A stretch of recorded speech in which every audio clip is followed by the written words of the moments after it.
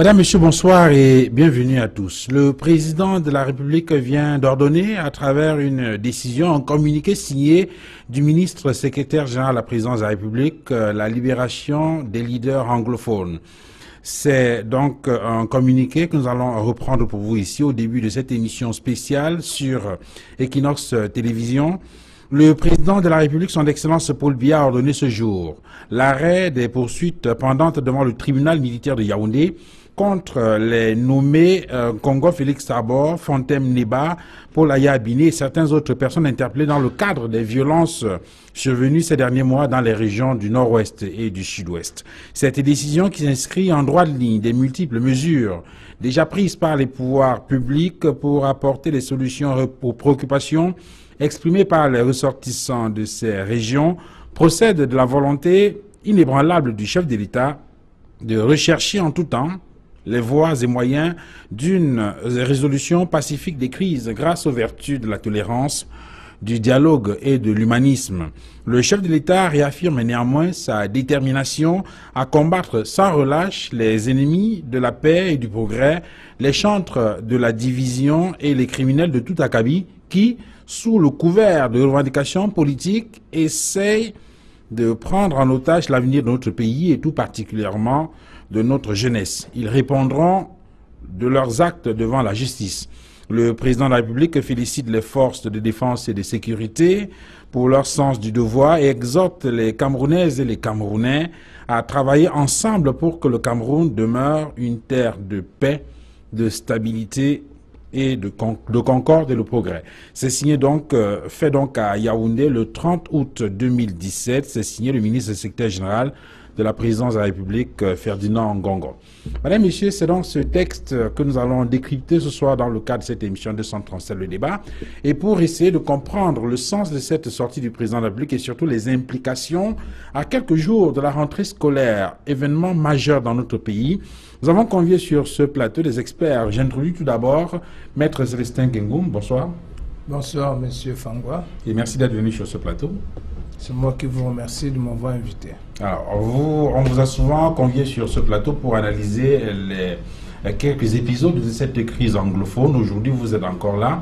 On essaiera de comprendre avec vous ce qu'on peut considérer l'aspect droit, l'aspect juridique de cette sortie du chef de l'État et bien évidemment les implications que cela pourrait avoir sur la vie nationale dans les tout prochains jours. Merci, Maître Célestin Kengoum, d'être venu. Vous êtes avocat au barreau du Cameroun, on l'a indiqué. Maître Frou John, bonsoir. Good evening, sir. Merci d'être venu sur ce plateau. Thank you. Voilà, vous êtes avocat au barreau du Cameroun et on vous a également très souvent suivi sur ces plateaux et d'autres sur cette crise anglophone. Et on sait que vous faites partie de ceux qui, pendant plusieurs mois, ont crié à la libération, ont demandé, sollicité, exigé la libération de ces leaders anglophones. Vous nous direz tout à l'heure si vous êtes satisfait et quels peuvent être l'avenir, je veux dire, les suites à donner à cette sortie du chef de l'État. Merci, Maître Frou, d'être venu. Docteur Ambroise Issouma, bonsoir, merci d'être venu. Bonsoir Duval, bonsoir à tous les téléspectateurs de Equinox TV qui nous regardent en ce moment. Voilà.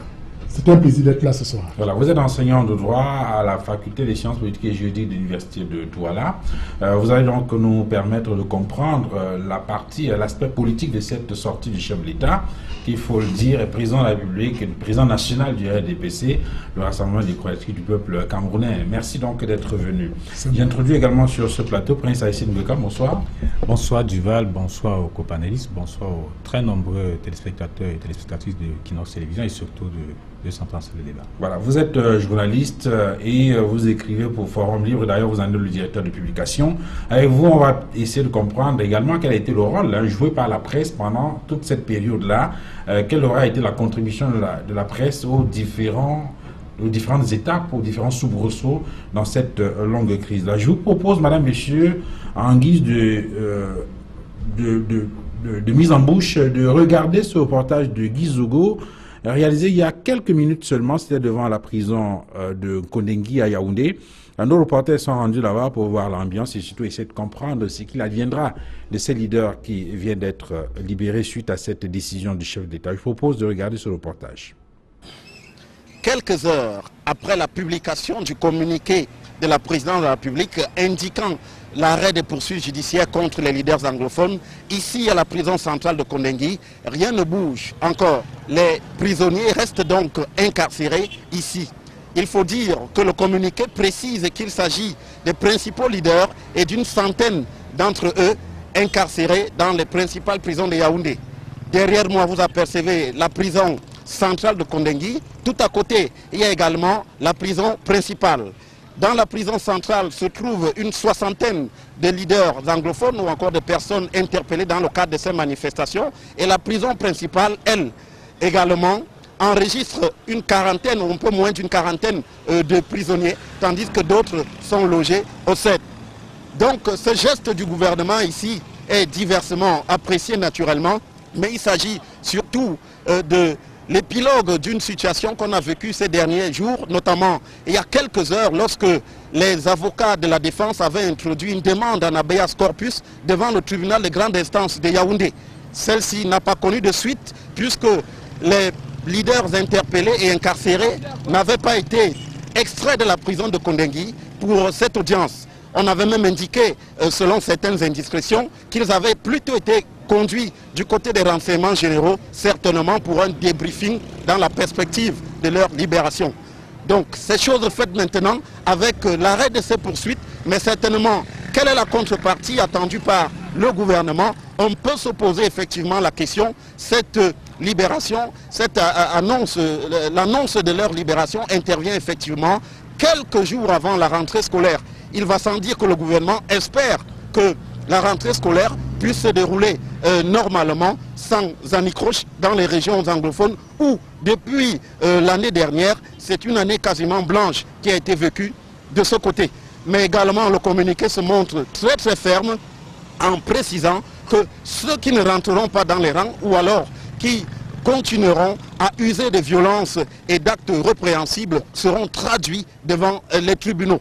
Voilà pour résumer la situation ici. Il faut donc dire que la liste va être effectivement acheminée de la présidence de la République pour savoir exactement qui a droit à la liberté et qui n'a pas droit à cette liberté. Vous savez, c'est une affaire de liste, donc il faudra effectivement attendre pour en savoir un peu plus davantage dans les heures qui viennent. Depuis la prison centrale et principale de Kondengui à Yaoundé, Élisée Bogba, Guy Zogo pour Equinox Télévision. Voilà, merci donc à Guy et toute la grande équipe d'Equinox Télévision Yaoundé qui s'est déployée donc depuis le début, depuis la fin de l'après-midi pour concocter donc tous ces éléments que vous avez regardés dans le journal de 20h et que vous continuez de regarder dans cette émission spéciale. Docteur Issomba, je commence avec vous. D'abord sur la forme. Est-ce que cela se comprend? On a un communiqué signé du secrétaire général de la présidence de la République, dans lequel le président de la République ordonne la fin des poursuites. Sur la forme, est-ce que cela se comprend? Certains ont indiqué qu'on s'attendait peut-être à un décret, d'autres peut-être à une loi. Quelle est la valeur que peut avoir un communiqué comme celui-là? Je dois pouvoir indiquer que dans la nomenclature des actes administratifs, on distingue très généralement, au niveau de leur valeur juridique, des actes faisant greffe et des actes ne faisant grief. C'est-à-dire qu'en fait, des actes qui créent le droit et des actes qui ne créent pas le droit. Et parmi les actes qui ne créent donc pas le droit, figure en bonne place le communiqué qui a donc une mission d'information.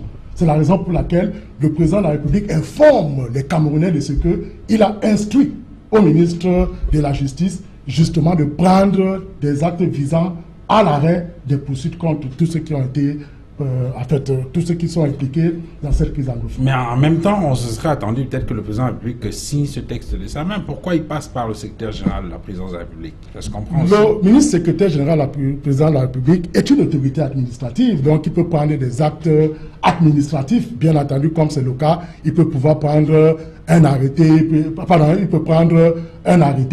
il peut prendre un communiqué. Mais ce qu'il faut pouvoir indiquer, c'est qu'on ne sait pas s'il a eu une délégation de signature, une délégation de pouvoir venant du président de la République. Donc moi je pense que, s'agissant de ces actes, le ministre secrétaire général de la présidence de la République peut discriminer. S'il estime qu'il peut à son niveau prendre l'acte sans pouvoir le soumettre à l'attention du président de la République, il le fait. C'est comme tel que le cas que nous avons sous la main le cas d'espèce. Maître Célestin Kengoum, quelle est la valeur juridique d'un texte comme cela? On parle d'un communiqué signé par le président de la République et non, signé par le secrétaire général de la présidence de la République, un communiqué. Quelle est la valeur juridique d'une sortie comme celle-là?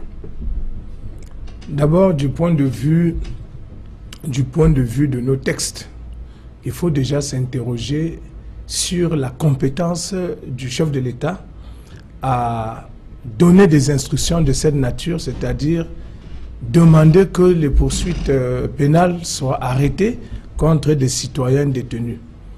Alors, le chef de l'État, dit l'article 13 du Code de justice militaire, a le pouvoir et peut prescrire au ministre de la Justice d'arrêter des poursuites pénales contre n'importe qui devant le tribunal militaire à tout stade de la procédure, mais à la condition qu'un jugement ne soit pas encore rendu.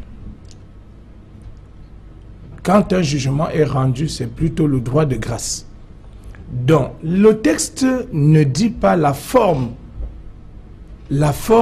par laquelle le chef de l'État peut donner cette instruction au ministre de la Justice. Alors, devant le silence de la loi, on suppose que tout moyen susceptible d'atteindre le public, donc cela peut être par le moyen d'un arrêté, cela peut être par le moyen d'un communiqué. Mais toutefois, on se pose un peu des questions sur la démarche qui a été entreprise à partir de la présidence de la République. Parce que la loi dit que le chef de l'État peut prescrire au ministre de la Justice.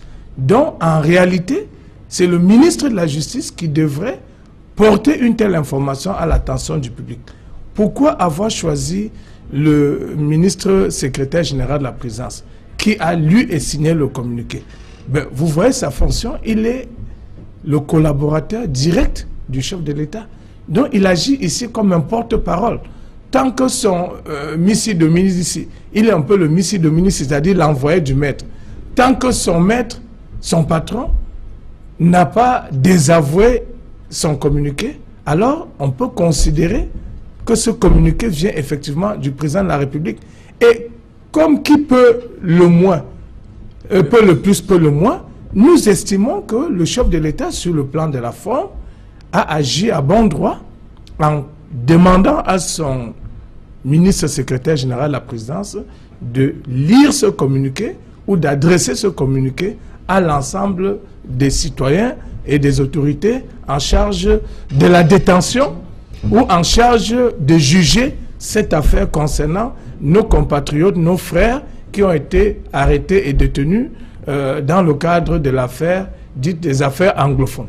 Alors, avant de donner la parole à Maître Frou, Dr Essomba, vous percevez la nuance qu'a voulu souligner Maître Célestin Kengoum à ce niveau-là, parce que le sentiment qu'on a eu, c'est qu'en réalité, ce communiqué qui annonce l'arrêt des poursuites aurait dû être signé par le ministre de la Justice, qui aurait au préalable reçu des instructions du chef de l'État. Alors, le sentiment qu'on a en regardant cela, c'est que le président de la République, une fois ici, enfin, selon un certain nombre d'analystes, est toujours dans sa posture de Zeus, de Zorro, qui arrive à la fin, lorsque la situation est assez compliquée, pour prendre une décision et se présenter comme le maître absolu qui détient tous les pouvoirs et qui est capable de décider de tout. Est-ce que, finalement, ce n'est pas le sentiment qu'on a avec cela? Est-ce qu'on n'aurait pas pu, pour des besoins d'élégance, c'est peut-être ce que semble indiquer M. Kengoum, avoir une décision ou un communiqué comme ça signé par le ministre de la Justice, garde des Sceaux, qui en a qualité?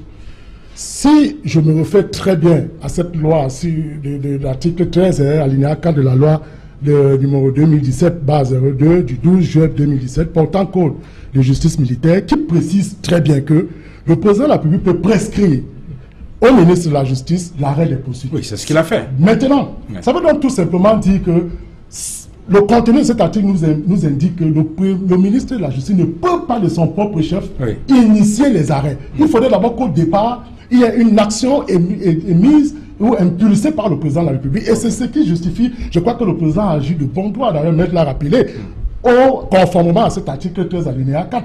Donc, le ministre de la Justice ne peut pas, par ses propres soins, ou bien, comment dire, propre moutou, c'est-à-dire que proprement, de sa propre personnalité, décider de... Mais on aurait pu avoir un communiqué du ministre de la Justice qui commence par, vous connaissez la formule, sur très hautes instructions du président de la République à partir de, par exemple... Non, si c'était par là, on n'aurait pas dû respecter l'article 13. L'article 13 est suffisamment clair, M. Duval. Le président prescrit.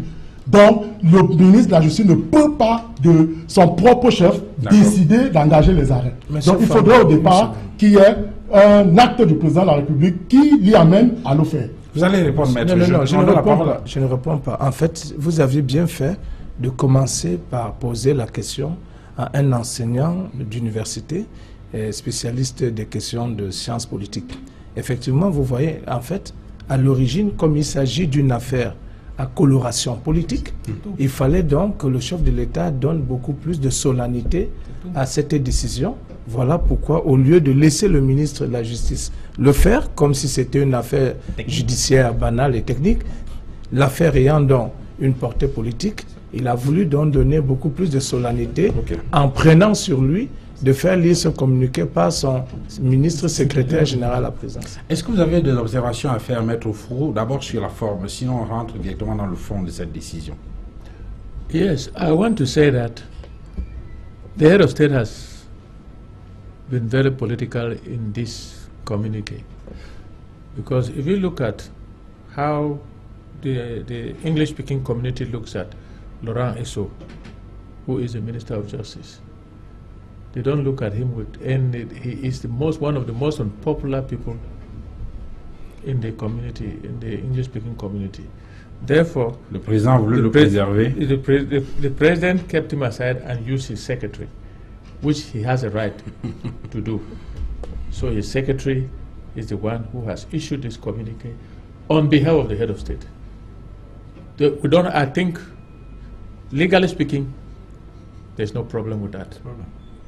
Because as Article 13 of the Military Justice Code says, that the head of state is the one who takes this action, and he can use any of his ministers, especially his own secretary, to issue this communique for him, knowing fully well that if he asks the Minister of Justice to issue it, I don't know how many people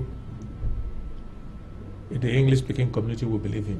Alors, toujours sur la forme, est-ce que c'est un texte que vous avez vu arriver, vous avez vu venir? Vous y attendiez un tout petit peu? No, I was waiting for a text to be sent to the National Assembly for amnesty, so that those who escaped from the country will now have the opportunity to come to the country so that the negotiations can start. Now that it is not that, we are very far from reality. Prince Haïtien Ngakam, sur cet aspect-là, est-ce que, je dois préciser que vous sortez fraîchement du sud-ouest, je vais vous demander quelle ambiance qui est vécue là-bas, sauf si vous voulez vraiment partager cela avec nous. Quelle est votre réaction en écoutant ce texte signé du secrétaire général de la présidence de la République? Écoutez, en tant qu'homme des médias. En tant qu'homme des médias, vous avez bien fait de le dire que je sors de Boya, plus précisément, où j'assistais à une cérémonie organisée par Patrick Ekema Esungé, le maire de Boya, qui a organisé il y a quelques mois les cours de rattrapage, parce que de ce côté-là, les gens ne sont pas allés à l'école. Et donc, durant pratiquement près de 1 mois et demi, il a organisé des cours de rattrapage pour 4000 élèves, et ce jour c'était pratiquement la fin, et il s'est trouvé que le ministre des enseignements secondaires était présent pour accompagner la dite cérémonie, et aussi le gouverneur de la région du sud-ouest. Donc pour entrer dans le sujet, moi je dis le communiqué du ministre secrétaire général de la présidence de la République, c'est un communiqué politique, ça il faut le dire, c'est un communiqué politique. Maître Kengou l'a dit, sans toutefois avec une autre forme de mesure, en disant que, et Maître Fro l'a redit ici, en disant que le président, sur le plan du droit, n'a pas violé la loi. Le président n'a pas violé la loi. Le président a voulu donner, comme Maître Kengou l'a dit, une sorte de solennité. C'est-à-dire, et personne n'ignore, nous entrons dans le fond du débat ici tout à l'heure, personne n'ignore que le problème anglophone est plus un problème politique. Et les gens l'ont dit. Et le président est le premier responsables qui étaient à même de trancher ce problème-là, au-delà des problèmes techniques, c'est-à-dire des prétextes, ou alors des prétextes techniques qui étaient avancés. Donc, je pense que le communiqué signé par le secrétaire, parce que le docteur Somba était élégant en disant que c'était non. Dans la définition même du ministre secrétaire général, dans la nomenclature même de l'administration, le ministre secrétaire général, c'est le secrétaire, comme le ministre d'État Marafa le disait, c'est le secrétaire du président de la République. C'est le secrétaire du président de la République. Donc, il lui dit, on a été souvent habitué à certains communiqués. Voilà, certains communiqués, oui, communiqués du secrétaire général de la présidence de la République, sur très haute instruction du président de la République. Sur haute instruction du président de la République. Donc, je pense que, techniquement, sur la lecture de ce communiqué, il faut dire que c'est un communiqué politique. Le président a dit, mettez fin à la poursuite des leaders, entre guillemets, de ceux qui ont été embastillés dans l'affaire de la crise anglophone. Voilà. Toujours par rapport à cela, on est là dans un autre épisode de cette longue crise qui a démarré depuis pratiquement, il y a pratiquement un an, parce qu'on se souvient que c'était en octobre, novembre, que les classes ont été perturbées, il n'y a plus d'école, les tribunaux étaient fermés. Est-ce qu'aujourd'hui, lorsqu'on regarde en arrière, on a le sentiment qu'on aurait pu régler cette affaire longtemps avant? Est-ce qu'il se fait trop tard de votre point de vue? Je ne pense pas. Oui et non. Il se fait non. Pourquoi? Je commencerai déjà par non. Non, parce qu'il y a eu les forces en présence à l'intérieur, au sein même du système. Il y a des gens qui n'étaient pas d'accord qu'on puisse libérer les leaders, c'est-à-dire, entre guillemets, les leaders anglophones. Il y a ceux qui étaient pour qu'on les libère. Mais le plus, il faut le dire ici, il ne faut pas se le cacher, la plupart de ceux qui ne voulaient pas qu'on les libère avec, entre guillemets, des problèmes personnels. Je dis bien des problèmes personnels, c'est-à-dire sur le plan du poste qu'ils occupaient, c'est-à-dire de la position qu'ils occupaient. Je prends, par exemple, le ministre de la Justice.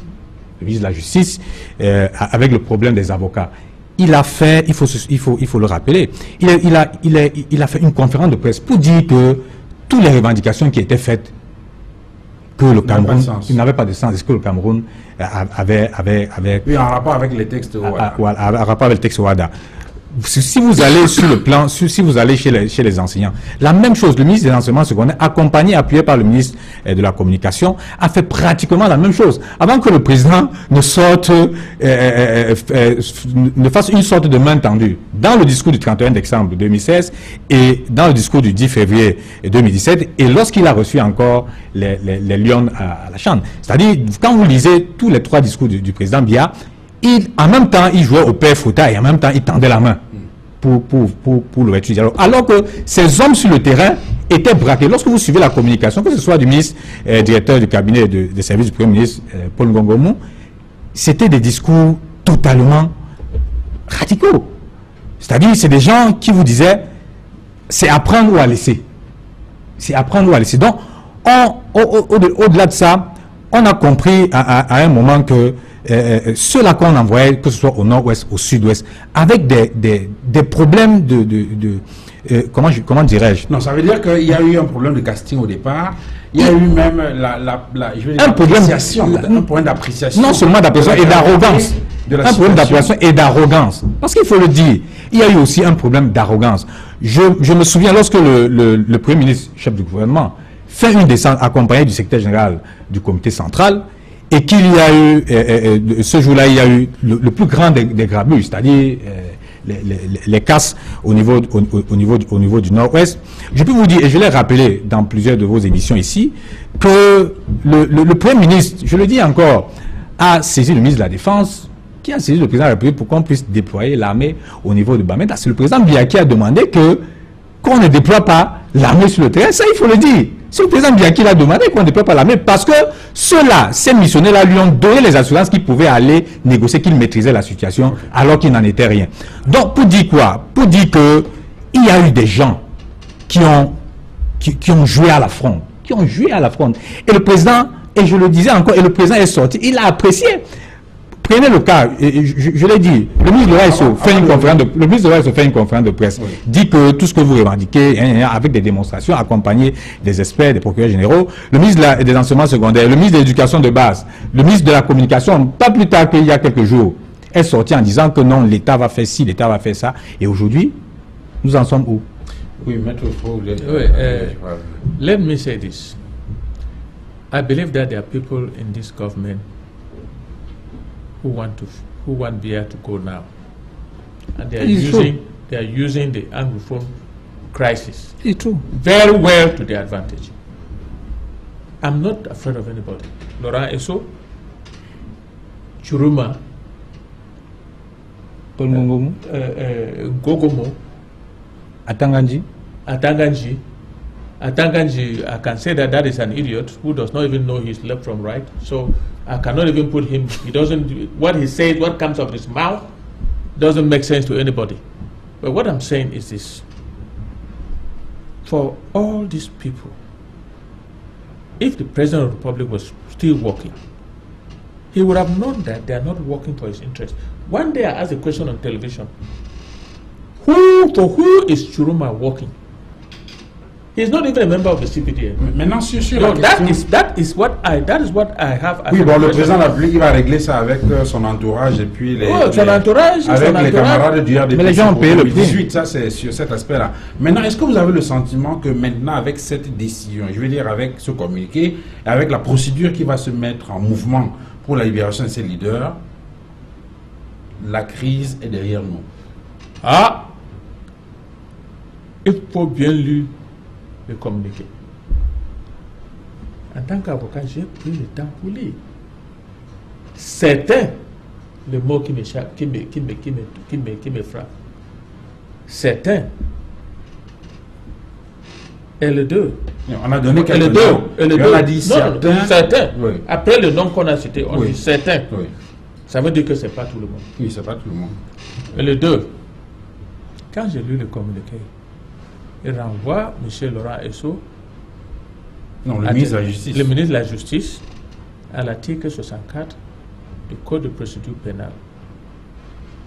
Nullo proseque. Et nullo proseque donne l'opportunité à M. le ministre de la Justice d'arrêter le poursuite judiciaire contre quiconque. Deuxième chose, dans son article 4, ils disent que le ministère public peut revenir. Ça, c'est le mot. Peut revenir pour réinculper les gens qui sont relaxés sur non procédure. Bon. Cette communiqué. Ça, c'est l'interprétation que vous faites du communiqué. Oui, du communiqué. Ok. Cette communiqué renvoie à le ministre de la Justice pour appliquer cet article. Oui. Et s'il applique cet article, et aussi, de mots certains, ça veut dire que ce n'est pas tout le monde qui est impliqué. Oui. Ça veut dire tout moment, on peut vous rattraper. Vous êtes libéré, mais vous êtes toujours... Vous avez l'épée de Damoclès. Voilà. À tout moment, on peut vous rattraper. À tout moment, on peut vous rattraper. Et donc, on règle ça comment? De votre point de vue, on aurait pu faire comment pour que ça soit réglé définitivement? Avant que je réponde, je dis que c'est déjà une bonne chose pour que les gens soient en liberté. Oui. Mais si un seul anglophone qui est arrêté sur ce problème est encore en prison, vous n'avez rien résolu.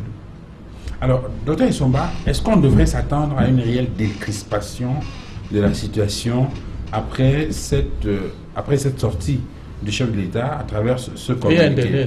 On sait, oui, bien sûr. On sait que parmi les principales revendications qui avaient été présentées par les leaders depuis le début de la crise, on se souvient la traduction des textes OADA, on a parlé de la question des enseignants. Exact. On a parlé également, et après il y a eu des mesures qui ont été prises, répressives. On se souvient de la suspension d'Internet, qui a également été rétablie quelques temps après. Et puis maintenant, il y a la libération des leaders anglophones. Est-ce qu'on devrait s'attendre à une décrispation de la situation? Et donc, j'ai failli dire, dès lundi par exemple, le retour des élèves à l'école.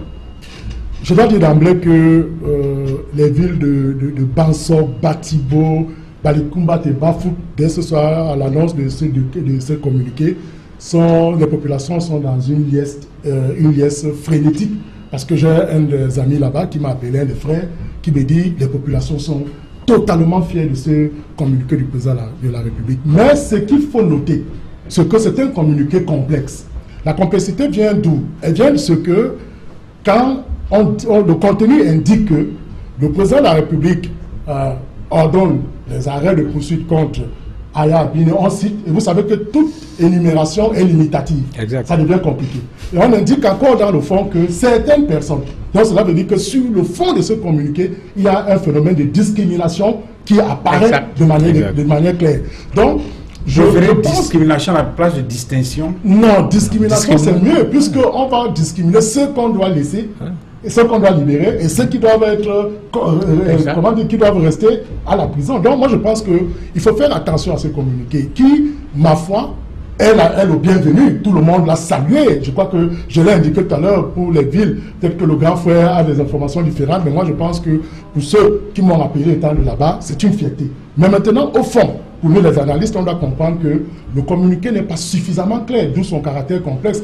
On aurait peut-être pu, pour décrisper la situation, pour décrisper, pour amener les uns et les autres à croire qu'une certaine paix et stabilité peut revenir, justement, indiquer dans le communiqué que tout ce qui était libérer tout le monde dans la crise anglophone seront libérés grâce à ce communiqué signé du président de la République. Donc moi, je pense, au fond, à mon sens, que le ministre de la Justice a encore un rôle très important à jouer par rapport à ce communiqué, parce que, vous savez, c'est lui qui va prendre l'arrêté de libération. Donc, on pourra voir, à partir de demain, essayer d'analyser, au fond, quels sont donc les critères sur lesquels ils se sont appuyés pour libérer les uns et conserver les autres en prison.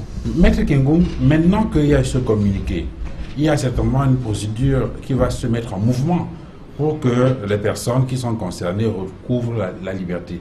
Comment ça doit se passer? Comment ça va se passer concrètement, de votre point de vue? Concrètement, le ministre secrétaire général de la présidence de la République doit adresser une correspondance à Monsieur le Premier ministre, chef du gouvernement, parce que nous assistons à un véritable désordre dans le fonctionnement de nos institutions, où parfois on passe au-dessus du Premier ministre pour établir des liaisons entre la présidence de la République et des ministères de souveraineté. Je vous rappelle qu'il y a des ministères qui travaillent directement sous la présidence, sous le président de la République, comme le ministre de la Défense, comme le délégué général à la Sécurité nationale, comme le contrôle supérieur de l'État, les marchés, cela veut dire, Monsieur Fangwa, non, il faut permettre aux téléspectateurs de comprendre quels sont les mécanismes légaux prévus dans les rapports entre la présidence de la République et chef de l'exécutif et ses démembrements que sont les ministres. Donc je dis, à part ces ministres qui sont rattachés à la présidence de la République, les relations entre la présidence et les ministres doivent passer par le Premier ministre. Donc on devrait saisir le Premier ministre en disant les formules habituelles sur très haute instruction du président de la République, voilà, il a été instruit. Le Premier ministre, à son tour, doit saisir le ministre d'État, ministre de la Justice, pour répercuter cette décision souveraine du chef de l'État. Maintenant, au stade où nous nous trouvons, je pense quand même que le ministre de la Justice doit avoir déjà sur sa table la liste des personnes qui sont détenues dans le cadre de cette affaire, de cette crise qu'on qualifie de crise anglophone. Donc, que va faire le ministre d'État, le ministre de la Justice? Est-ce qu'il va les relaxer tous? Est-ce qu'il va discriminer entre les personnes à relaxer? C'est encore un problème assez complexe. Donc je pense que très rapidement, le ministre d'État, le ministre de la Justice, devrait, au lendemain d'une décision souveraine comme celle-là, adresser la liste des personnes détenues dans nos différentes villes au Premier ministre pour leur dire, au niveau de Bamenda, voilà ceux qui sont détenus, au niveau de Douala, au niveau de Yaoundé, et ainsi de suite. Et comme ça, quand l'instruction lui est renvoyée, qu'on confirme que tous ceux dont les noms figurent là doivent être libérés. Mais il y a un autre élément qui me frappe dans ce communiqué du ministre du Mais avant d'arriver sur cet élément, j'espère que vous n'avez pas perdu le fil. Je n'ai pas le fil. Pour rester sur cet aspect précis. Donc ça veut dire, parce qu'on a indiqué sur le plateau que ce n'est pas tout le monde qui bénéficie de cela. Donc lorsque le ministre dresse la liste... Non, on n'a pas dit. Ils n'ont pas dit, c'est pas tout le monde. Non, il ne s'agit pas que c'est pas tout le monde. Certaines personnes. Non, je vous dis que tel que le communiqué est libellé et tel qu'il a été porté à l'attention du grand public, on a l'impression que certaines personnes ne seront pas libérées. Mais lesquelles? On se demande bien qui seront libérés. 3 noms ont été spécifiquement désignés.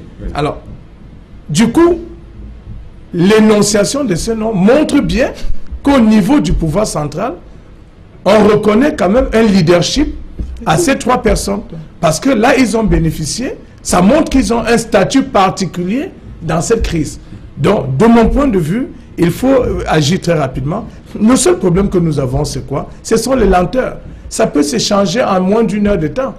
On envoie un fax et les réponses tombent. Donc, avant la fin de la journée de demain, on devrait pouvoir décrisper cette situation et sortir un communiqué publié dans les journaux pour donner exactement les noms des Camerounais qui sont bénéficiaires de cette mesure. Et en plus, je dirais que, comme la question vient d'être posée à mon confrère Fou Johnson, en plus, il y a un autre problème qui va se poser. Il y en a qui étaient sous le coup de poursuite ou qui se sentaient menacés par cette décision et qui sont partis, qui ont quitté le territoire national. Quid de leur situation? Qu'est-ce qu'ils deviendront? Est-ce que des garanties leur ont été données ou leur seront données qui ne seront pas inquiétés s'ils retournent au Cameroun? Donc je pense qu'avec une telle décision, on ne peut pas parler de la fin de la crise anglophone.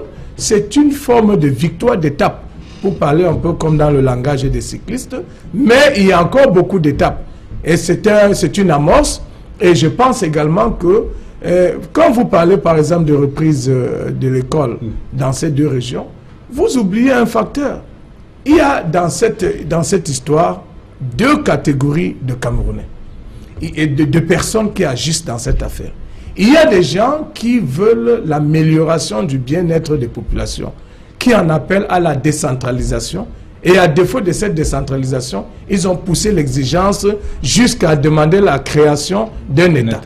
Maintenant, ceux-là, à travers ce communiqué, vont commencer à recevoir satisfaction. Et je ne pense pas qu'ils pourraient se mettre au travers de la démarche de la rentrée scolaire. Et il y a une deuxième catégorie, pour terminer, ceux qui ne veulent pas que la situation se décrispe. Il y en a 2. Il y en a qui agissent sous le coup des puissances étrangères, parce que je vous ai dit ici à Equinox il y a quelque temps, que des mesures étaient en train d'être préparées. Par exemple, il y a 2 mesures fortes. On allait interdire de voyage certaines hautes personnalités du Cameroun directement liées à cette question. La deuxième chose, le gel de leurs avoirs à l'étranger. Pourquoi? Parce qu'il y a des multinationales qui activent leurs États pour démembrer cette partie du reste du Cameroun parce qu'on y a découvert beaucoup de richesses, de ressources naturelles. Et la deuxième chose par rapport à ceux qui n'ont pas intérêt à ce que ça se décrispe, et Maître Fou l'a dit, je l'avais déjà dit avant, il y a des Camerounais qui ont amassé, étant dans le giron du gouvernement, qui ont amassé beaucoup d'argent, vraiment beaucoup d'argent, et ils ne peuvent pas en jouir tant que le président de la République est en vie et en fonction. Raison pour laquelle, en provoquant des remous sociaux, en poussant, en excitant la population à s'attaquer au régime, à s'attaquer au pouvoir, ils veulent donc que la situation dégénère pour que, bien évidemment, que nous n'ayons plus notre président de la République qui a été élu pour représenter l'ensemble des Camerounais. Alors, voilà une analyse assez globale pour le moment. Oui, vous allez prendre la parole. Je voudrais, Prince Azine Gekam, sur son dernier jet avant de céder sa place à René Bounono Bakota. Prince, sur cette question précise, parce que là, il y a le contexte dans lequel intervient cette décision. On est quand même à la veille de la rentrée scolaire. Est-ce que de votre point de vue, avec ce que vous avez vu, avec ce qui revient en termes d'information et en prenant en compte l'analyse qui est faite par M. Célestin Kengou sur les poids des puissants, je veux dire des acteurs en place, est-ce qu'on peut s'attendre à une rentrée le lundi prochain? Oui, je pense que oui. Vous savez, il y a la première grille de lecture qu'il faut faire, c'est que les gens sont fatigués. Ça, il faut le dire. Les gens, au-delà des revendications, sont fatigués. Les parents sont fatigués. Les parents, la preuve, c'est que... Mais on n'a pas le sentiment... Non, je vous dis... Non,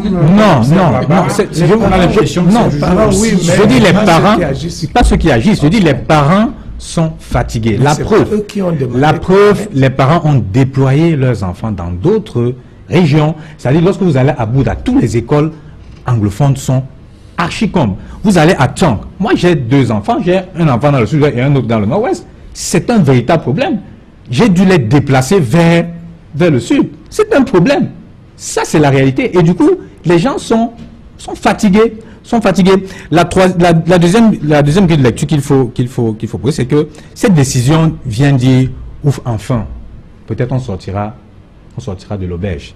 Oui, mais malgré les nuances qu'on peut percevoir. Je vous dirais que la visite, c'est-à-dire la tournée qu'a faite le ministre des Enseignements secondaires et qui est en train de faire le ministre des Enseignements secondaires pour sensibiliser, que ce soit les parents, les chefs traditionnels, la société civile, pour que l'école puisse reprendre. J'ai envie de dire le pauvre. Parce que oui, il fait son travail, mais est-ce que le problème se trouve à ce niveau? Non. Pour dire quoi? Pour sortir du Val. Est-ce que vous avez le sentiment, je veux dire, de votre point de vue, de votre posture de journaliste, quelle aura été la contribution des hommes de médias à l'évolution, si on peut considérer qu'on est dans l'évolution de la situation, parce que M. Kengou a parlé d'une victoire d'État. Quelle aura été, de votre point de vue, la contribution des journalistes à l'évolution dans la résolution de cette affaire? Parce que je dois quand même rappeler qu'à un moment donné, on a eu l'impression qu'il y avait même une espèce d'épée de Damoclès sur les têtes des hommes de médias. On a d'ailleurs vu que certaines radios ont été fermées, notamment à Menda, parce que, bon, incitation. Est-ce que des journalistes aujourd'hui peuvent se sentir heureux d'avoir contribué un tant soit peu à l'amélioration de cette situation? Oui, il faut le dire sans embâche, oui. Mais au départ, il y a eu, c'était des comptes rendus. Lorsque la crise a commencé, c'était des comptes rendus. Et après, le gouvernement a compris qu'il y avait une certaine forme, il y avait des prises de position. Le gouvernement a sorti l'épée de Damoclès. Oui, il y a l'épée de Damoclès. Et du coup, il y a eu une sorte de marche arrière pour certains. Et du coup, il s'est créé un couloir de 2 types de traitement d'information. Il y avait ceux qui soutenaient le gouvernement, c'est-à-dire accompagner les sorties du ministre de la Communication en disant que nous ne voulons pas de la sécession, nous ne voulons pas, nous avons besoin d'école. Il y avait un autre type de traitement qui était ciblé sur les chefs de département ministériels, c'est-à-dire ceux qui accompagnaient les ministres, ceux qui accompagnaient les actions des ministres. Il y avait le troisième qui était le plus téméraire et dont je fais partie, c'est ceux qui réclamaient qu'il faut libérer tout le monde, si nous voulons la paix. Il faut libérer la condition sine qua non, c'est de libérer tout le monde. Et je suis absolument, entre guillemets, satisfait de cette décision qu'a prise le président de la République de libérer. Moi, je pense que dans le fond, pour revenir sur la lecture de ce communiqué, je pense qu'ici, quelque part, même si c'est nuancé, on a voulu faire l'économie. C'est-à-dire en citant les leaders. Et je vous ai dit, c'est une communication politique. Les leaders, c'est Abouan Mbala, c'est Dr Neba et c'est Aya Polabine, qui, les noms ont été les plus cités. Ça ne voudrait pas dire qu'il y a d'autres qui ne sont pas détenus, mais c'est une communication politique. C'est-à-dire, quand on parle, par exemple, sur ce plateau, est-ce qu'on a cité un autre nom que ça? Non. Et le camp d'en face, excusez-moi le terme, le camp d'en face le sait. Et du coup, on a voulu faire une sorte d'économie. Je vais vous donner une anecdote. Je connais, quand je dis qu'au sein de l'appareil même, les gens ne s'entendaient pas sur les trucs, parce qu'il y avait des règlements de compte. Je connais un président de section de l'OGDPC, je ne citerai pas le nom, à Bamenda, dont j'ai été pratiquement le porte-voix, parce qu'il a été embastillé dans cette histoire sans tête ni queue. Il a été soutenu par des bulletins de renseignement par le sous-préfet de sa localité.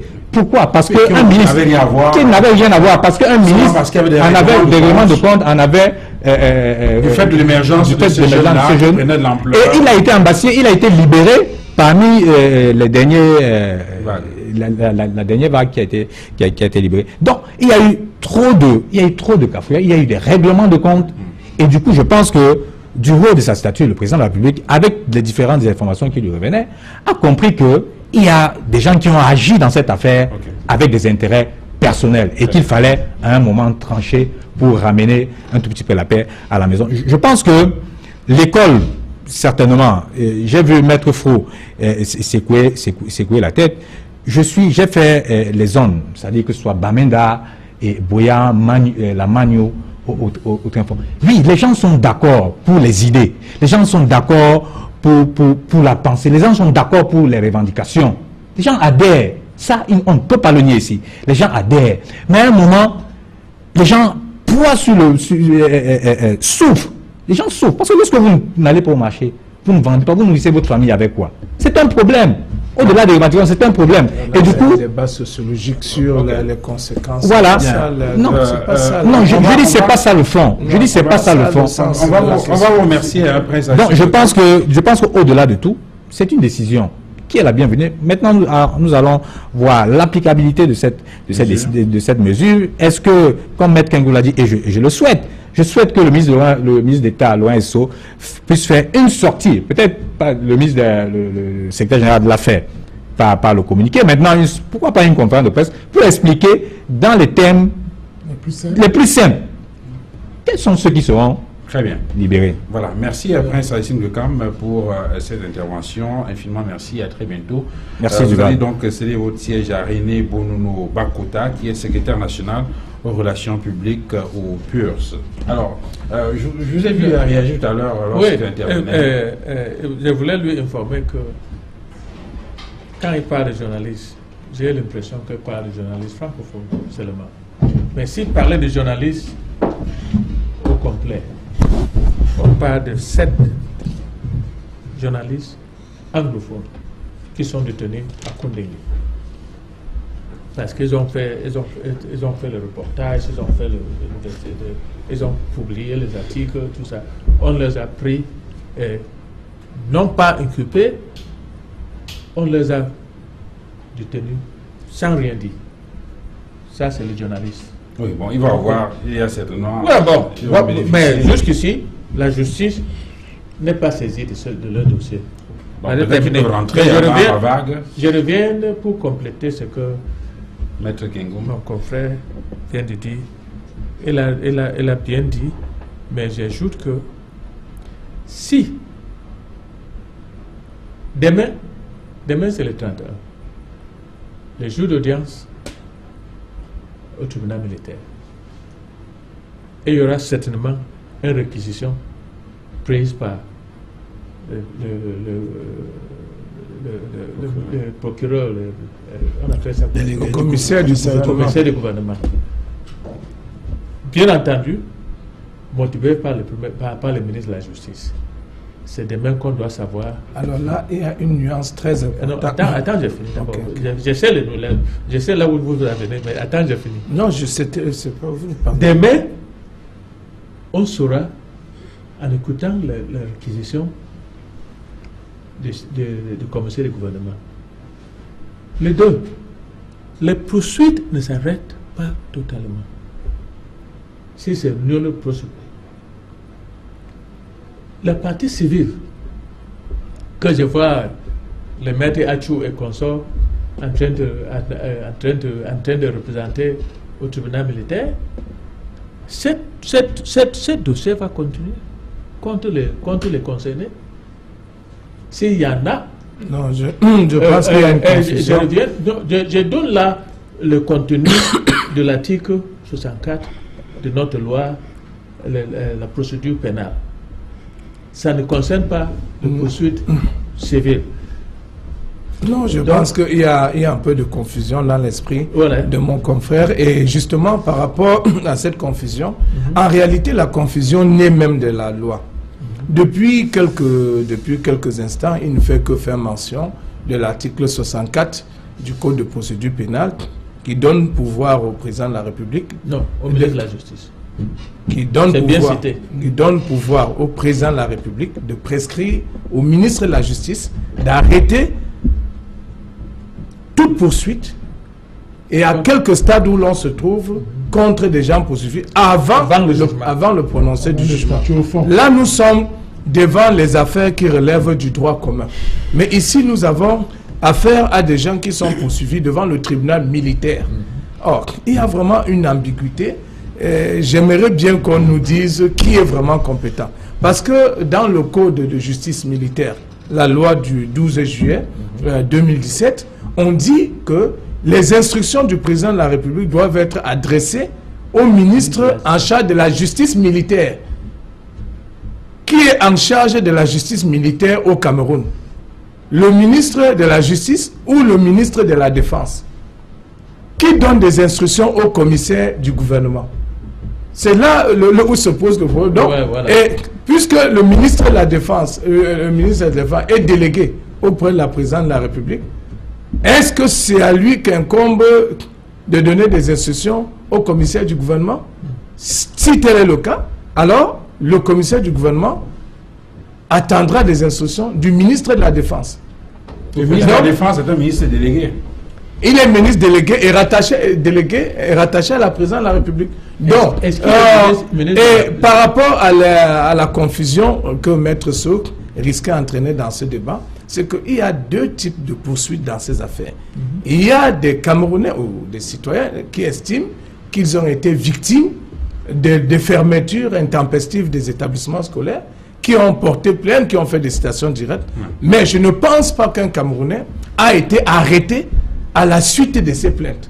Mais par contre, il y a des arrestations massives qui ont eu lieu sous les instructions du gouvernement. Parce que le chef de l'État, il faut bien qu'on le rappelle, il est quand même l'incarnation de l'unité nationale. Il doit veiller sur la souveraineté nationale, sur l'intégrité territoriale. Donc, il y a des interpellations qui ont été faites sous les instructions, sous les 13 hautes instructions du président de la République en tant que chef des armées. Et je pense que ce sont ces personnes arrêtées et détenues dans le cadre de ces opérations qui seront libérées. Et je ne pense pas qu'il y a eu d'autres arrestations en marge de celles dont nous sommes en train de faire mention. Oui, vous allez répondre. On va revenir sur cet aspect tout à l'heure. Je voudrais qu'on accueille ici René Boulouno. Bonsoir. Bonsoir Duval. Et merci d'être venu sur ce plateau. C'est moi qui vous remercie de m'associer à cette analyse de cet acte du président de la République ce jour. Vous êtes homme politique, vous êtes secrétaire national aux relations publiques pour le PURS. Quel est... Le peuple uni pour la rénovation sociale. Voilà. Pour être plus Comment recevez-vous cette décision du chef d'État en tant qu'acteur politique, en tant qu'homme politique? Je voudrais dire que cet acte que j'ai reçu pendant qu'on était d'ailleurs en une séance de travail du PUS et on évoquait cette question de la crise anglophone justement parce que nous entreprenons des actions par rapport à cette crise. Je voudrais dire il y a plusieurs interprétations qu'il faut faire politiquement. La première, c'est que le gouvernement reconnaît là une erreur dès le départ parce que souvenez-vous que l'arrestation de la plupart de ces personnes c'est fait dans des conditions que certains avocats ici présents ont décriées même d'ailleurs, parce que la façon dont ils ont été interpellés et se retrouvés en prison, d'aucuns ont été conviés à une rencontre pour un dialogue avec le gouvernement, le lendemain on les a arrêtés pour les conduire dans des cellules. Donc pour moi ça sonne d'abord comme une reconnaissance d'une erreur de la part du gouvernement qu'il voudrait réparer. Alors, la deuxième chose, c'est l'écoute. C'est que le gouvernement a écouté beaucoup d'acteurs politiques et de la société civile qui ont plusieurs fois martelé et appelé, demandé la libération de ces détenus-là dans le cadre de la crise anglophone comme étant un préalable pour le dialogue. Je voudrais d'ailleurs ici rappeler que le premier secrétaire du PUS, Serge Espoir Matomba, a fait 2 sorties importantes là-dessus, dont la première date du 12 mai à la veille de la fête nationale du Cameroun, et l'autre le 5 juin, où il demandait la libération sans condition de ces détenus, comme tout préalable à la poursuite si vous voulez, de la résolution de cette crise. Je crois qu'aujourd'hui, le gouvernement a écouté ces acteurs. Mais subtilement, ce qu'il faut comprendre là, c'est qu'en réalité, lorsqu'on a un peuple déterminé, il est capable de pouvoir obtenir tout ce qu'il veut. Donc, en réalité, il faut saluer en même temps ici le courage, la témérité, la ténacité de tous ceux-là qui, depuis plusieurs mois, se sont battus pour que... Bien sûr, c'est ce que je voudrais dire. Et dire, si vous voulez, aller au-delà en disant que c'est la témérité et cette détermination qui a amené justement le gouvernement à reculer. Je crois que certains acteurs ici présents l'ont rappelé et l'ont dit. C'est la preuve qu'on peut capitaliser cet acquis sur cette affaire pour beaucoup d'autres choses sur le plan politique que les acteurs politiques revendiquent. Par exemple, la bataille autour de l'amélioration du code électoral. Par exemple, donc c'est un indicateur de ce que, effectivement, lorsqu'on est suffisamment engagé et déterminé, on peut véritablement arriver à un meilleur résultat. L'autre chose que peut dégager cet acte, c'est que effectivement, le gouvernement ne doit pas s'arrêter simplement à cette action-là, qui peut s'apparenter juste à un cadeau de début de rentrée. Parce que vous savez tous que depuis pratiquement 2 semaines aujourd'hui, les mouvements de grève, notamment les villes mortes, ont véritablement repris dans les zones anglophones. Et le gouvernement a donné des assurances qu'il y aura effectivement rentrée. Je voudrais pouvoir penser que cet acte qui a été pris est tout simplement un acte qui signe effectivement un début de volonté de dialogue dans cette affaire. Parce que je dois rappeler que ce dialogue doit se faire de façon inclusive. Parce que la question anglophone, tout le monde le sait, que la toile de fond, c'est la malgouvernance. Et la malgouvernance, c'est dans tout le Cameroun et ça ne s'arrête pas seulement dans ces zones-là.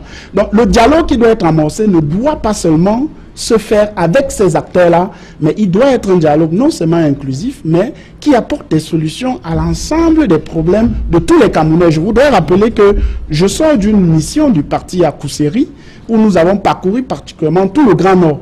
Mon Dieu, il ne faut pas y vivre. Alors, Dr Issomba, vous avez écouté un acteur politique. Quelles sont de votre point de vue les grandes leçons politiques qu'il faut tirer de cette sortie du président de la République à travers ce communiqué du secrétaire général de la présidence de la République? Je dois pouvoir faire une analyse simple, j'allais dire technique, pour indiquer que on est passé là de l'état gendarme, de l'état policier, à l'état négociateur, à l'état managérial, à l'état dialogueur. Parce qu'en fait, on était resté sur la théorie de l'état autoritaire, qui, face à une crise, ne peut utiliser que la force, l'autorité. Or, on comprend aujourd'hui qu'à partir de cet acte du président de la République, toute la volonté gouvernementale de faire revenir la paix, la stabilité, surtout de ramener les enfants à l'école. Moi, je vais vous dire, les parents qui sont à Bamenda, la plupart d'entre eux ont convoyé, c'est-à-dire, permettez l'expression, convoyer les enfants vers d'autres régions. Moi, j'ai mon petit frère où tous les enfants, il les a envoyés au nord. Parce que, justement, il avait le sentiment que rien ne peut plus être possible. Donc moi, je pense qu'à partir de cet acte du président de la République, qui est une amorce de solution, on peut valablement croire que l'école pourrait éventuellement reprendre dans cette zone. Bien entendu, en mettant en œuvre un certain nombre de revendications qui sont restées sans suite. Par exemple, il faut démilitariser la zone anglophone. Et vous savez encore, ça a été très grave à Bamenda, où le délégué du gouvernement a pratiquement fermé toutes les boutiques, c'est-à-dire toutes les boutiques qui étaient fermées. Il a demandé aux uns et les autres de venir les ouvrir, auquel cas il va doubler les cadenas, et c'est ce qu'il a fait. Et moi je pense que ça vient porter ici atteinte à la liberté commerciale. Il n'a pas donné un fonds de commerce à un boutiquier, donc on ne peut pas lui faire une contrainte sur lui de venir ouvrir une boutique dont il est le propriétaire. Donc moi je pense que le délégué du gouvernement doit, par prudence, revenir à reconsidérer son acte et demander aux autres d'aller lui-même, c'est-à-dire que comment dire, décadenasser les cadenas qu'il a mis sur les portes des boutiques. Alors, selon vous, quelle forme cela devrait prendre? Parce que là, on parle de décrispation. Oui, oui. Il y a eu un mot d'ordre de grève qui a été lancé, très suivi. Ghost Town, c'est depuis plusieurs mois maintenant. Ça devrait prendre quelle forme? Est-ce qu'on devrait s'attendre, je veux dire que pour nous autres qui sommes des journalistes et qui tendons l'oreille pour avoir l'information, comment ça devrait se faire? Est-ce qu'on devrait s'attendre à ce que les personnes qui sont libérés, par exemple, donnent un point de presse pour dire quelque chose, ou bien des leaders prennent la parole dans les médias pour dire, écoutez, alors on avance, donc maintenant, quelle forme ça devrait prendre en tant qu'analyste politique? Comment ça devrait se faire? Oui, justement, moi je pense, à mon sens, que les personnalités qui ont été libérées, c'est-à-dire qu'on les a solennellement citées, Adikaya, Biné et le reste, l'État peut utiliser ces personnalités-là pour justement juguler et ramener la paix dans cette partie dans cette région en crise. Parce que vous savez très bien que la sortie du président de la République à travers cette décision m'amène aussi à comprendre que le président de la République, qui généralement on le met sous le couvert du père de la nation, peut également, un peu comme il a fait dans le cadre de la CAN, sortir personnellement et dire, moi, je règle le problème anglophone, je m'y engage, comme il a fait pour le cadre de la CAN. Et je l'indiquais sur ce plateau du Var, vous le savez, j'avais indiqué que le président de la République, en tant que père de la nation, peut-être que c'est trop dit, doit lui-même prendre en main la résolution de cette crise anglophone. Parce que nous avons vu, il a déployé toute une grande équipe. Le Premier ministre, il s'est appuyé sur un certain nombre de personnalités, mais dont l'issue est restée infructueuse. Donc moi je pense, à mon avis, à mon sens, que le président de la République doit également continuer dans la même lancée, parce que on l'a souligné ici avec pertinence, toutes les personnalités autour de lui ont au départ reconnu qu'il n'y avait même pas un problème anglophone. Vous voyez, M. Duval. Puis ils ont été désavoués par la suite. Et voilà, mais maintenant, là, on se rend compte que, effectivement, le président doit se rendre compte que il faut doublement écouter, il faut doublement faire attention aux informations qui lui sont portées par ses collaborateurs, qui parfois ne lui disent pas toute la vérité. Et là, on se rend compte que dès que le président a quand même la vérité sur une information, il peut prendre des décisions qui peuvent, comme dans le sens actuel, apaiser le peuple. Est-ce que quelque chose devrait bouger? Oui, vous allez prendre la parole, maître. Je vous ai pas sauté. Non, c'est pas ça. Est-ce que vous devrez... Est-ce que ça devrait bouger dans les régions du nord-ouest et du sud-ouest dès demain, maître Fouan? Before I answer that question, I have to say this. Those who think on this plateau that this decision today has changed so much are mistaken. Secondly, the impression that some people are giving that people are tired. If you have to look at people who were supposed to be tired, they were supposed to be tired several months ago. Everybody is ready to go. We're taking this. They were going to take this into the logical end. I like to believe that what has happened today is the beginning of things to come. Just 4 days ago, somebody came up with a text. Sous l'instruction du chef de l'État, 1359 soldats et gendarmes sont déployés dans le nord-ouest et le sud-ouest. Ça, c'était 4 jours. Aujourd'hui, c'est communiqué. So, what I'm trying to say is that it has taken 10 months for Mr. Biya to know that he was supposed to take this thing seriously in hand. If there is one mistake that these same people who turn around him, they use the so-called elites of the Northwest and Southwest who do not represent anything anymore to try to solve this problem. Qu'est-ce qui devrait donc bouger? So what has happened now is that after tomorrow, because tomorrow is the D-Day, if tomorrow everybody concerned that has been arrested because of this is released, both in the Bamida prison in Boya, and in Kondenge, if everybody is released, that is why I said the word certain bothers me, because if one Anglophone is left in prison on this matter, you have, this communique has done nothing. Nothing. And let me tell you, people are ready to go to the logical end. Mais Maître Fouan, lorsque vous dites que c'est le début, on a le sentiment que jusqu'ici on n'avait pas bougé. On a bougé, mais complètement, il faut qu'on voit ça demain. Il faut qu'on voit ça demain. Si les gens sont encore en prison, hein, Si on libère tout le monde, y compris les gens que les forces de l'ordre sont en train de kidnapper dans le nord-ouest et le sud-ouest, à l'heure actuelle on part. Il y a les gens qui sont toujours kidnappés et gardés dans les camps. Dans le nord-ouest et le sud-ouest, allez là-bas voir. Il y a un avion qui attend tout le jour à l'aéroport de Bamenda pour embarquer les gens sur Yaoundé. Si on arrête tout ça, fait baisser la tension dans le nord-ouest, retirez tous les soldats et laissez seulement ceux qui étaient là pour le maintien de l'ordre, ceux qui étaient là avant, gérer l'État comme c'était avant. Je crois que dès lundi, parce que nous avons 4 jours pour la rentrée, si rien n'est fait de ces côtés-là, les gens sont libérés et les soldats sont encore là avec le fusil, le red cap et tout ça, personne n'ira encore. Alors, on donne la parole à Maître Kengou sur cet aspect-là. Est-ce que vous n'avez pas le sentiment que ce discours est un tout petit peu le discours de Maître Fou? Est-ce que vous n'avez pas le sentiment, en tant qu'homme politique, en tant qu'acteur politique, que cela est un tout petit peu radical? On avait l'impression à un moment donné que c'était pratiquement la dernière exigence qui était formulée à côté de la démilitarisation. Non, ce n'était pas la dernière. Moi, j'interviens ici. Je pose encore la question. Non, attends. J'avais 3... J'ai intervenu ici plusieurs reprises. Il y avait 3. L'Internet, ça a été fait. Oui. La libération, j'espère que ça sera fait. Mais, militarisation de la zone. Ok.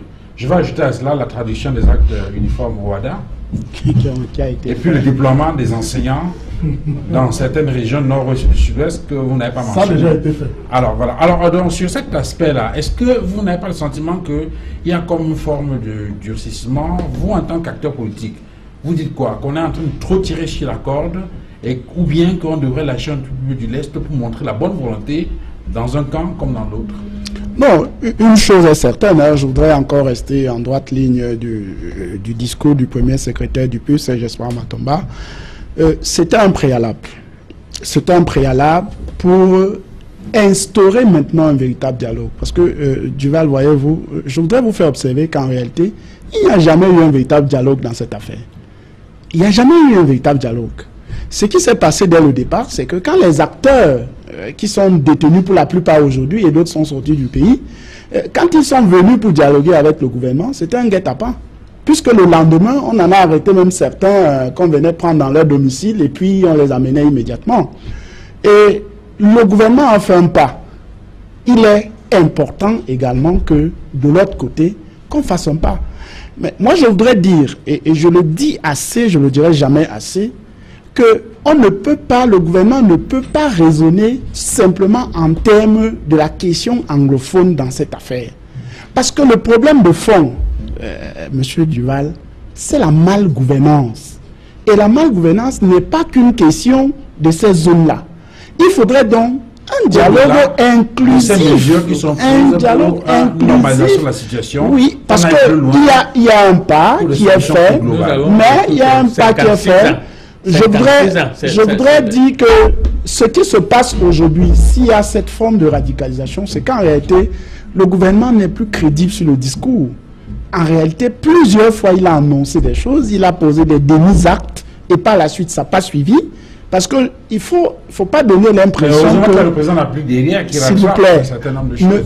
Il ne faut pas qu'on donne l'impression que la crise anglophone naît aujourd'hui. C'est une séquence de la crise anglophone. C'est une crise qui existe depuis le lendemain des indépendances et qui a toujours été mal gérée. Et c'est pour ça qu'à chaque fois, on a des séquences. Juste que celle-ci a eu une durée et une intensité plus importante. Il est donc important qu'on ait un dialogue, je précise encore, inclusif sur cette question.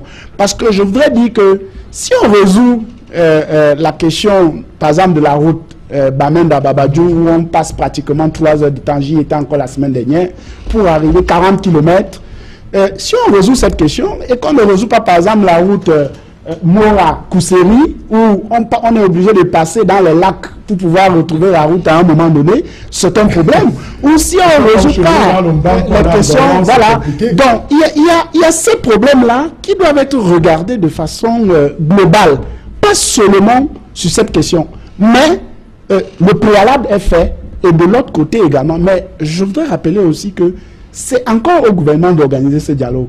Ce n'est pas à ces acteurs-là. Okay. Il appartient au gouvernement de créer maintenant l'environnement et les conditions de dialogue. Et que ceux qui ont provoqué tous ces problèmes, parce que c'est un désaveu du président de la République aujourd'hui, de ceux qui ont nié cette crise, ceux qui ont dit qu'il n'y avait pas de crise, ils ne doivent plus participer à ce dialogue. Sinon, ça ne va pas marcher. Alors Maître Célestin Kengoum, est-ce qu'aujourd'hui on devrait s'attendre à ce que les choses bougent un tout petit peu dans le sens de la résolution de cette crise-là, maintenant que le président de la République a pris cette mesure? Est-ce qu'on devrait s'attendre à ce qu'il y ait une réelle décrispation qui se caractérise, se manifeste, par exemple, entre autres, par le retour à l'école? C'est vrai que vous avez indiqué tout à l'heure qu'il y a plusieurs catégories d'acteurs dans cette crise-là, chaque catégorie avec des intérêts précis. Est-ce qu'on devrait désormais voir un État qui décide, par exemple, d'aller plus loin dans la répression après avoir montré des signes d'ouverture, de dialogue, je veux dire, face à ceux qui continueraient à se montrer radicaux par rapport à cette question? Monsieur Fangoua, pour ceux qui sont passionnés de cyclisme comme moi, vous verrez que lorsqu'il y a une victoire d'étape, l'attitude de l'équipe n'est pas jubilatoire, parce qu'elle sait que cette victoire n'est que partielle, elle est temporaire, elle n'est pas définitive. Donc, je n'ai pas, de mon point de vue, je n'ai pas accueilli ce communiqué avec une joie immense. J'ai eu de la peine au cœur. Et j'ai toujours de la peine au cœur. Vous voyez, le président de la République, et je l'ai souvent dit à certains amis de la société civile ou des hommes politiques, ce n'est pas un enfant, c'est un patriarche. Il a un certain âge. Nous lui devons beaucoup de respect. Quand je dis nous, c'est à commencer par ses collaborateurs. Regarde jusqu'à quel niveau on plonge cet homme dans la boue à tout moment. Au niveau du Cameroun, vous avez un comité d'arbitrage, de conciliation et d'arbitrage, qui rend une décision qui invalide la désignation des membres de la FECAFOOT. Au lieu d'attaquer, on porte l'affaire devant le tribunal d'arbitrage de sport, qui confirme la décision. Et comme les sentences arbitrales s'exécutent de bonne foi, parce qu'il n'y a pas de mécanisme coercitif pour faire appliquer des sentences comme celle-là, on demande au Cameroun de faire exécuter. Le ministre de la Jeunesse, il regarde ça avec dédain. Et finalement, il faut que la FIFA vienne, la CAF vienne, pour nous mettre au rang, que la FIFA intervienne pour ridiculiser le Cameroun. Et ils disent que non, nous allons appliquer. Mais regardez à quel niveau le Cameroun est traîné dans la boue et le chef de l'État. S'il vous plaît. S'il vous plaît. On est pratiquement à la fin. Oui, mais on est à la fin. Vous me donnez la parole après avoir fait 2 fois le tour de table et vous m'arrêtez quand je dis des choses aussi sensibles. C'est vrai qu'on vous a... Deuxièmement, lorsqu'on annonce l'arrivée des inspecteurs de la CAF à Douala et qui devraient se rendre à Limbé, nous avons, ceux qui sont du côté de Monabiri, ont souffert un calvaire inexprimable pendant plusieurs mois. Il a fallu qu'on annonce l'arrivée des membres de la CAF pour que la route soit goudronnée partiellement et que la circulation, les gens faisaient 4 heures de temps. Parce que la CAF venait, on a arrangé la route de Monabiri. Vous pensez que c'est à cause de votre secrétaire général, de vos partis politiques qu'on a pris cette décision? Non, monsieur le responsable de PUR. C'est parce que les conséquences sont que si on n'avait pas, si les enfants ne reprennent pas l'école, il y a une épée de Damoclès qui pèse sur le gouvernement. Ils ont peur. Et tout cela pourquoi? Parce que le chef de l'État est entouré de 2 catégories de personnes, des va-t-en-guerre et des personnes illégitimes. Alors, cette décision longtemps. Alors, vous avez des va-t-en-guerre qui veulent plonger le pays dans le chaos après avoir vider les caisses de l'État. Et maintenant, pour couronner le tout, on nous demande, on vous dit, le communiqué suffira à résoudre le problème. J'invite tous ceux qui se mettent en obstacle par rapport à la rentrée scolaire de ces enfants. Je les prie par ce micro qu'ils laissent les enfants aller à l'école, qu'on ne les prenne pas en otage. Mais je dis que le gouvernement est composé de personnalités illégitimes ressortissant de ces deux régions du nord-ouest et du sud-ouest.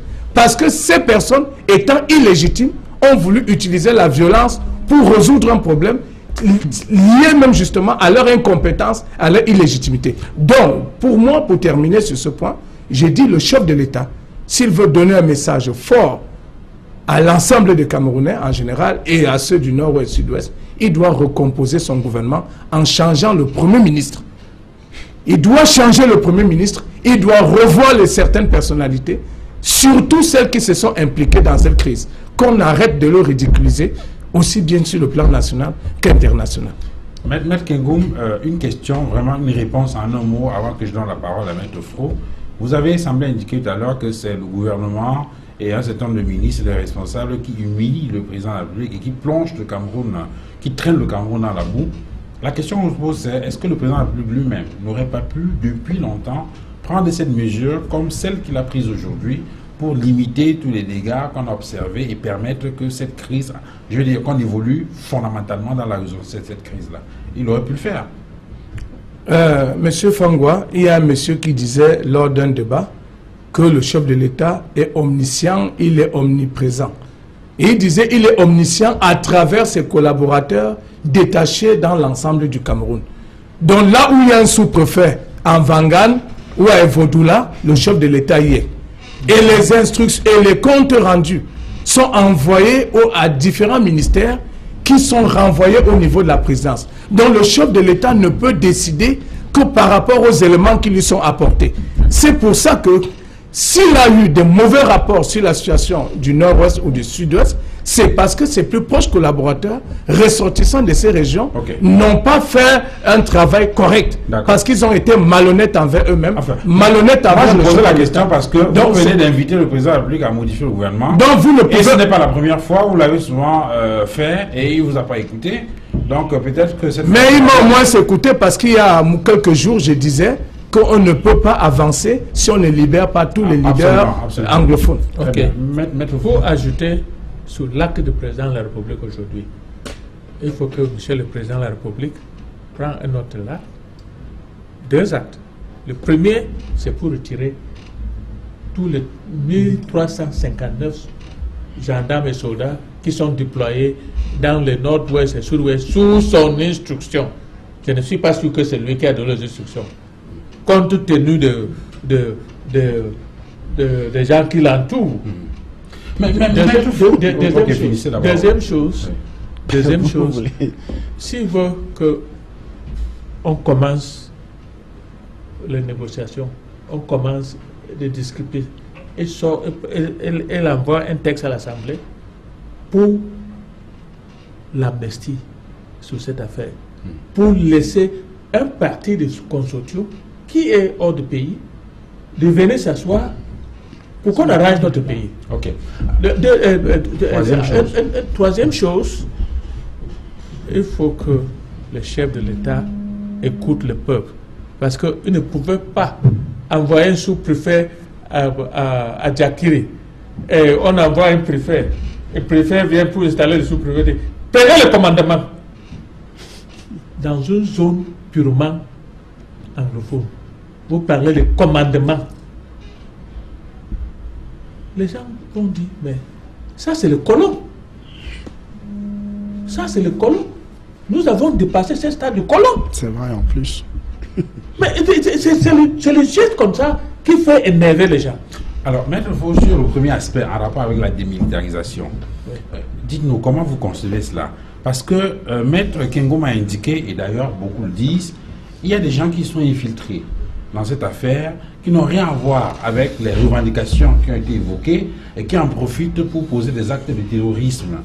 Et l'État a pensé qu'il était de bon ton de déployer les forces de sécurité pour protéger les populations et mettre hors d'état de nuire ces terroristes-là. C'est le sens de la mobilisation de ces forces de sécurité. Vous appelez mes frères. Je n'ai pas encore fini la question. Mais parce qu'effectivement, s'il vous plaît, quand ils les appellent terroristes, je pose la question, maître. Ne les appelez pas terroristes. Maître, vous avez parlé des gens qui sont instrumentalisés. Oui, non, parce que je vais reprendre ce qu'il a dit. Il a dit qu'il y a plusieurs catégories. Il y a des gens qui mènent un combat de bonne foi, un combat noble, digne, dans le sens de l'amélioration des conditions de vie des populations. Il a également reconnu qu'il y a des gens qui n'ont rien à voir avec ce combat-là et qui ont pour mission du travail dans le sens de la déstabilisation. Non, ils sont manipulés. Oui, manipulés. Ils sont manipulés. Alors, ils ne sont même pas conscients de ce qu'ils font. Alors, qu'est-ce qu'on fait? J'ai dit les véritables terroristes. Qu'est-ce qu'on fait? Vous ne pouvez pas les appeler terroristes. Cette affaire a commencé, ça fait 10 mois. Et il y avait encore des gens qui écoutaient, qui pouvaient faire éteindre cette affaire.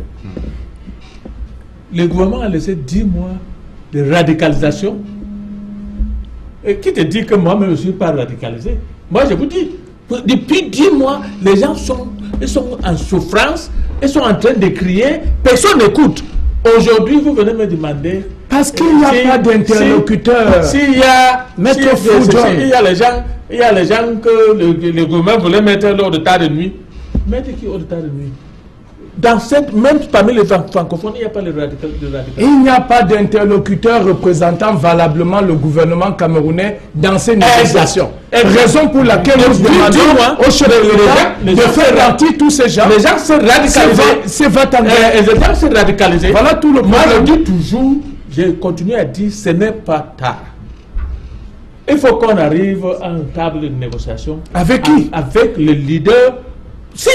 Non, je vous le dis, si ils sont un amnistie, les partis de leaders, comme les autres là, qui sont mais ils vont discuter avec qui? Ils vont discuter avec qui? Avec ceux qui nient leur combat. Écoute. C'est une affaire politique. Les chefs d'État utilisent les farfelus fonctionnaires qui jouent à leurs intérêts. Mais bien sûr. À leurs intérêts. Mais pourquoi pas ne pas nommer les gens valables? Comme M. Kengoum. Les gens valables, les personnalités dans ces pays. Moi je dis, il y a encore les gens valables. Quand j'écoute le professeur, ce monsieur est enseignant. Il est encore lucide. Il est valable. Ne comptez pas sur les fonctionnaires pour régler ces problèmes anglophones. Si vous comptez sur les fonctionnaires, vous ne pouvez pas. Mais lui, c'est un fonctionnaire. Merci. Un fonctionnaire, non, d'enseignant à l'université. Ce n'est pas un fonctionnaire comme en catégorie A, B, tout ça. Parce qu'il y a peut-être un fonctionnaire. Alors, infiniment, merci messieurs d'être venus sur ce plateau. On va s'arrêter. Le temps imparti à l'émission est terminé. René Bonono, on va vous remercier d'avoir accepté de venir échanger avec nous ce soir dans le cadre de cette émission. Infiniment merci. Merci. J'ai voulu dire que à long terme, dans la résolution de cette crise, le PUS propose une meilleure qualité d'éducation. Voilà. Merci d'être venu, docteur Isomba. Oui, merci Duval. Ce que j'ai voulu dire, en fait, ce qui me gêne personnellement, c'est l'intervention un peu tardive de cette décision à la veille de la rentrée. Je pense, à mon avis, que si ça avait été fait un peu plus tôt, on aurait pu mettre en place des mécanismes idoines de résolution. Et je voudrais guider le président, s'il s'est engagé pour la CAN, qu'il s'engage personnellement et davantage dans la résolution de cette crise anglophone. Très bien. Maître d'être venu. Oui, je disais que personne veut que ce pays s'éclate. Oui. Et je félicite Equinox qui est toujours à la pointe de l'information dans le pays et qui est l'une des télévisions, la télévision la plus regardée lorsqu'il s'agit de débats intellectuels. Et enfin, je dis et je prie le chef de l'État de consacrer un peu de son temps pour mettre un téléviseur devant sa table et suivre comment vivre au quotidien les citoyens, comment chaque jour aujourd'hui, des gens meurent sur nos routes à cause de l'état de route, à cause des voitures qui sont vieilles. Pour le dédouanement des véhicules, les montants sont faramineux et du coup, on n'utilise que des vieux véhicules. Donc, que le chef de l'État se penche regarde sa télévision et voit comment vivent ses citoyens dans la misère parce qu'il est le père de la nation, parce que nous l'aimons toujours. en dépit de tout ce que nous vivons, nous continuons à avoir de l'espoir que notre situation peut changer. Il regarde Maître Kengou. Merci, messieurs, d'être venus sur le plateau de 237 débats. Merci à toute la grande équipe qui s'est mobilisée pour cette édition spéciale. Bonne soirée à tous et à très bientôt. Au revoir. Merci.